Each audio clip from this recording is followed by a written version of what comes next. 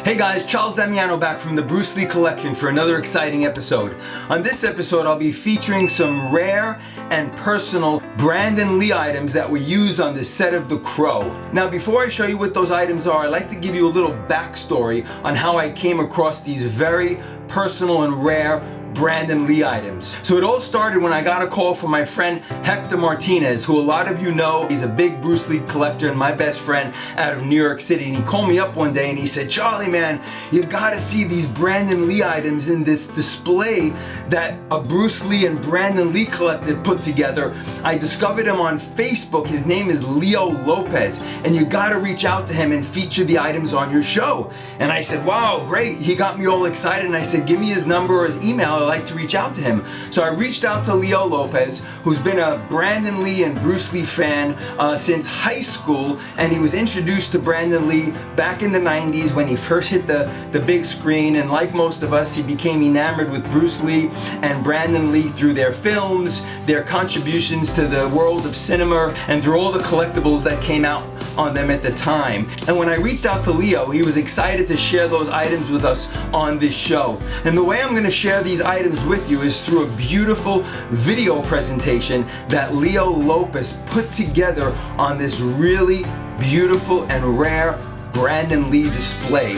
Now, it all started for Leo when he purchased the Brandon Lee body double mask that was used on the set of The Crow.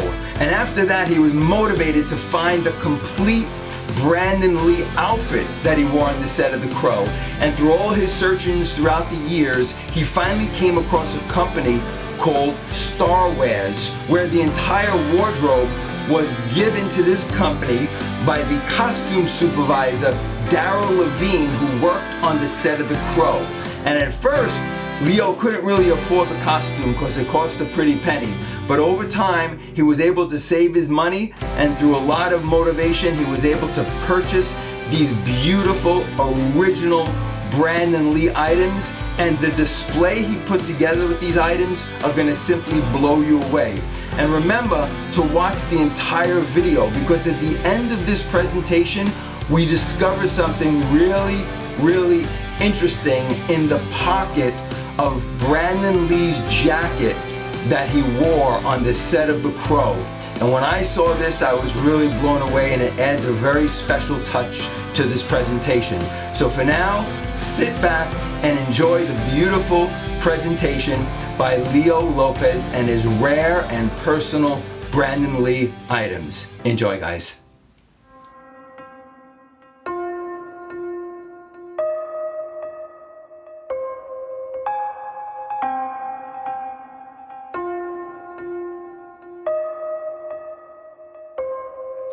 Hey everyone, my name's Leo. I'm Frank.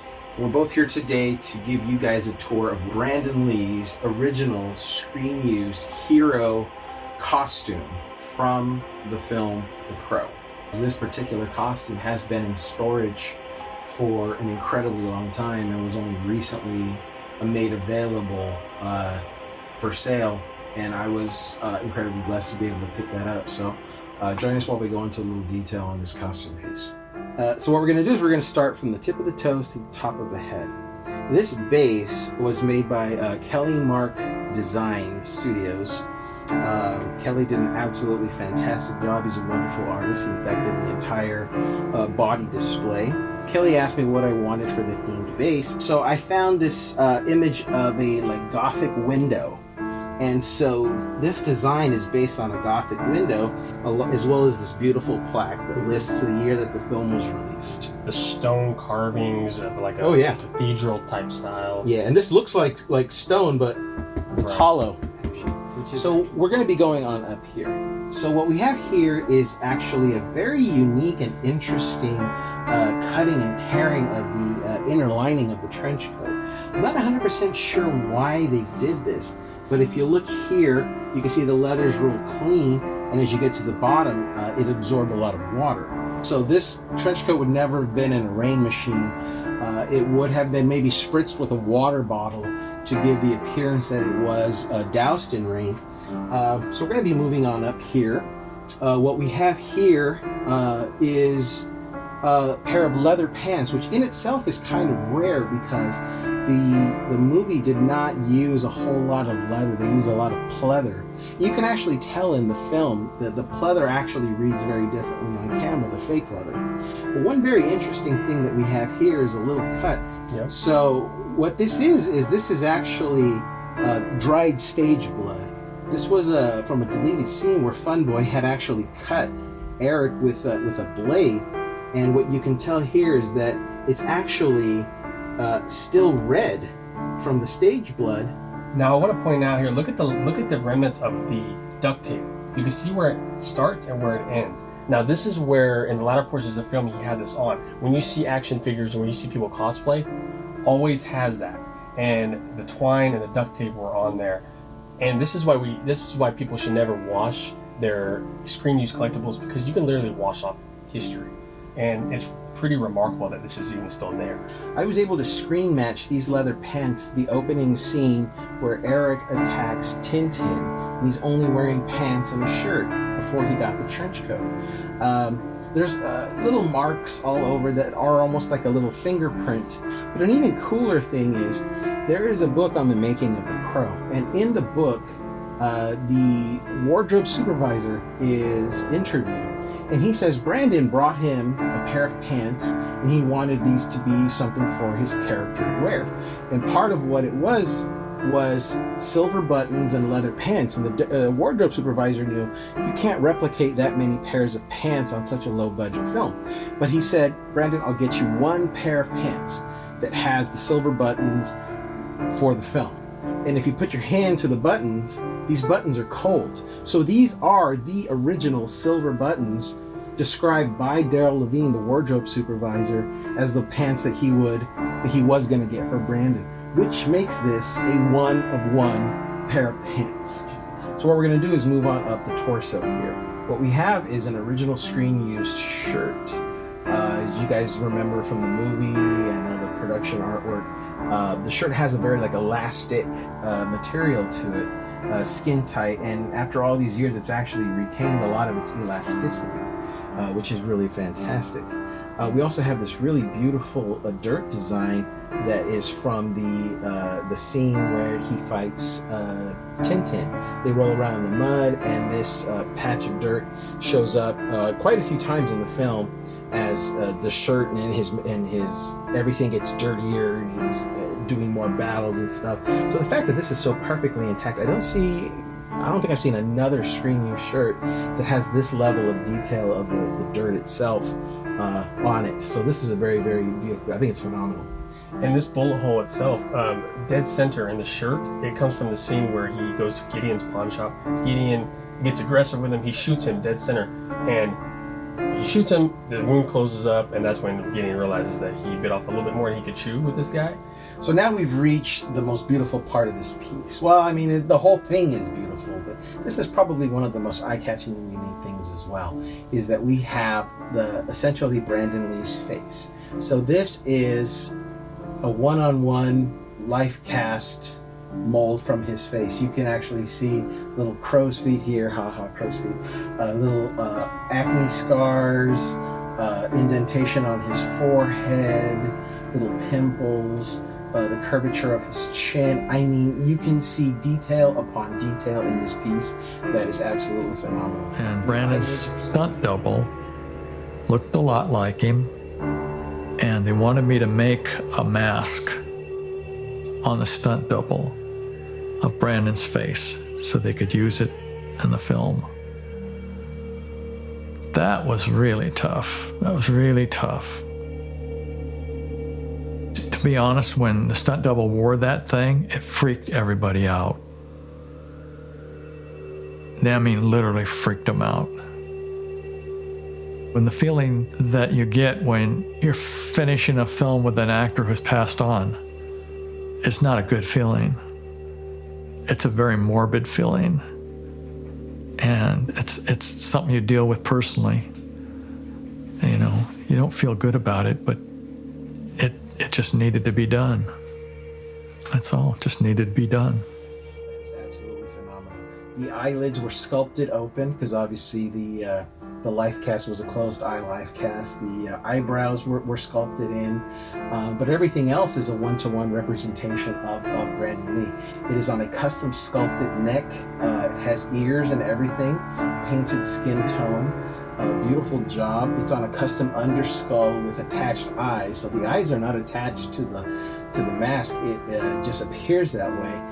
And this is all made to be removable, so it is still a one-piece latex mask.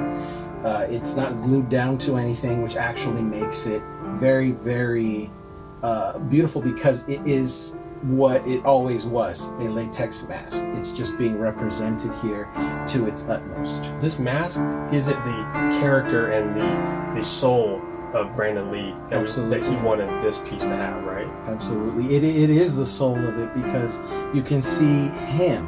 It would be just, it would be amazing on its own for it to be the hero coat, hero pants, hero shirt, and everything else, but this is what would take it several steps above and beyond and makes it incredibly iconic, is the soul that this represents. Very well said, Frank.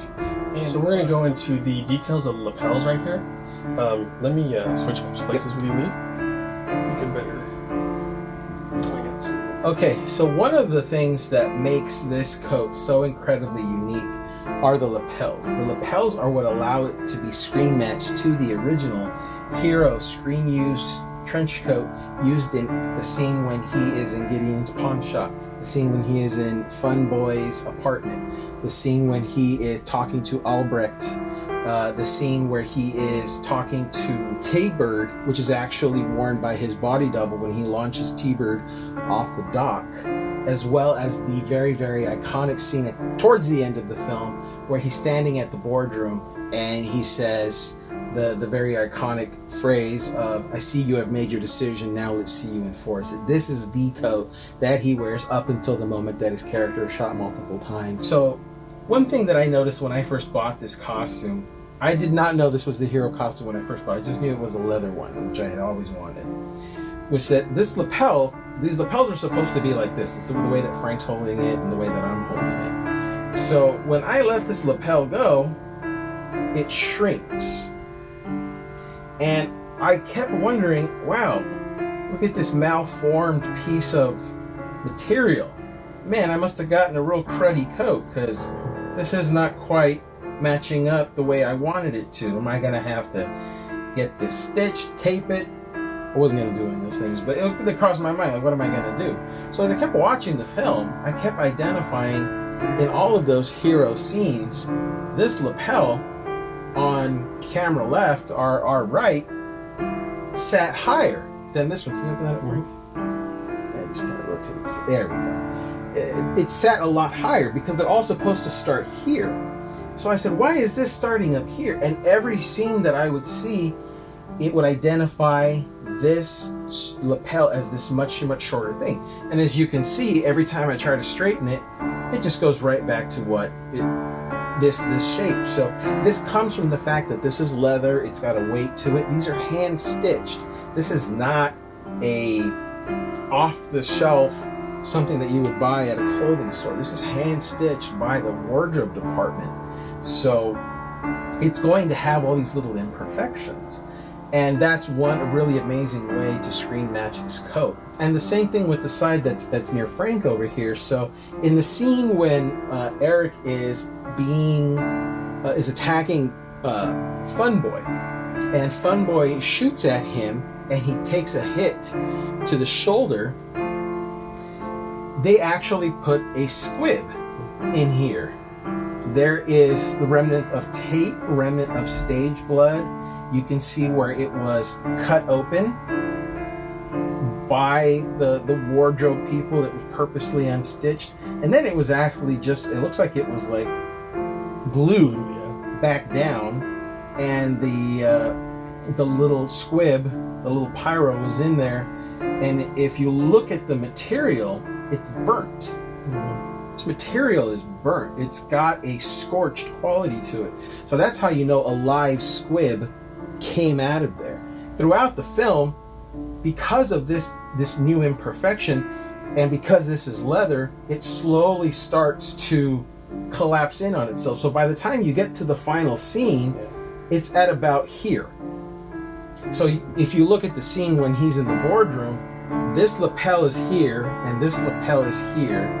And it is just the greatest feeling in the world to be able to say, I own this piece.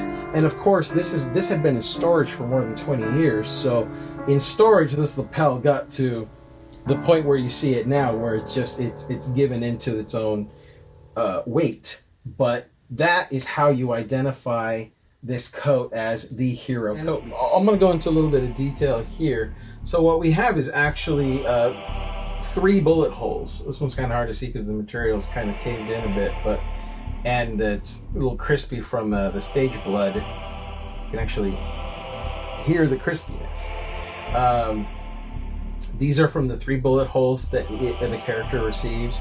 But one of the greatest things I think about the back of this piece is one of the most iconic scenes for me is the scene after Eric has launched T-Bird off the dock, and in a wide angle shot you see the bird, the shape of a crow in flames coming out, and then you see the character walking in slow motion away from the flames as the flames kind of lick up in the foreground, and you actually see what you're seeing is the back of this costume. So as I mentioned, this costume has been in storage, so it's kind of been laid flat for a while, but you know, as it hung before, when it was, you know, brand new in 1993, it sat at about here, and you could see the chunkiness of this material matches exactly to when Eric Draven is walking away, because it's actually not Brandon Lee, it's Jeff Cadiente, his stunt double. So like I said, with stunt doubles and body doubles, they just try not to show the face, they show other elements. So the fact that they focused on this, and the fact that this is mine, and the fact that I own this is just, it's beyond words. On top of that is something that is actually quite emotional, which is, you know, this is, I am actually getting goosebumps as I'm pulling this out. So as Brandon Lee wore this coat quite often, as it was his hero coat, he left his hair clip. You know, this is a vintage hair clip back from 1993. You know, he had long hair, and I'm sure didn't want it in his face all the time, so in his left pocket he had his hair clip, and it's still there, and I have made a conscious decision to leave it there where he left it. And in the right pocket, excuse my coming into the camera, he left a stick of gum, Wrigley's extra sugar-free gum with NutraSweet, and there's still one gum in there. And it's crazy. I mean, it actually gives me goosebumps sometimes to hold it and go like, it's the one piece of gum he didn't chew. That's sad. It's beyond words. Yeah. It really is. I want to leave the hair clip and the gum exactly where he left them, and there they'll always remain. So we've reached the end. Thank you all so much for watching this. It's been my absolute pleasure to bring this display to you guys. And I know your main goal here was to preserve the legacy of not only the film, but the legacy of Brandon Lee. Absolutely. And, you know, a fallen legend. And you've done a tremendous job, I think. You know, I do this exactly for that, to keep Brandon's legacy alive and going, and have it be a thing of conversation amongst people. And it's been an absolute joy and pleasure. Thank you for watching this. Hope you enjoyed it. Thanks, guys.